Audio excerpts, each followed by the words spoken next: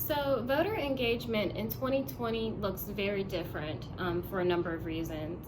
COVID-19 makes it complicated and kind of scary to make a plan to vote, but you should not be deterred. You should still make your plan to either vote in person or vote by mail. Most voters are actually going to be able to vote in person because maybe they have transportation, they can get the time off work, and they can go to early voting. But then there are a lot of Americans and there are a lot of people in Mecklenburg County who have barriers to participate in this process. They might not have the transportation, they might not have the time, or they might not have childcare in order to go stand in line.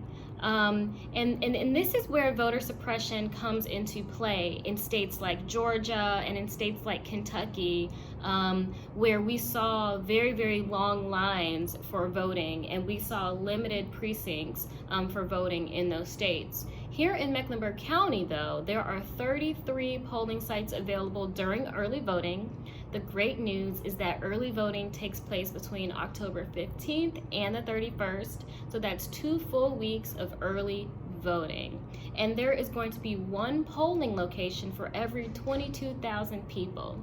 There are over 1 million people in Mecklenburg County, and there are, I think, over 700,000 registered voters.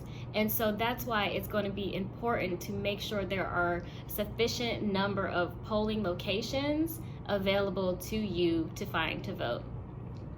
On election day, remember that you need to vote at your local precinct. Visit this website in order to find your local precinct to vote. So there are a lot of tools and resources in order to learn how to get registered to vote. You can visit our website, amplifycharlotte.com, or you can look up the hashtag AmplifyTheVote to learn more.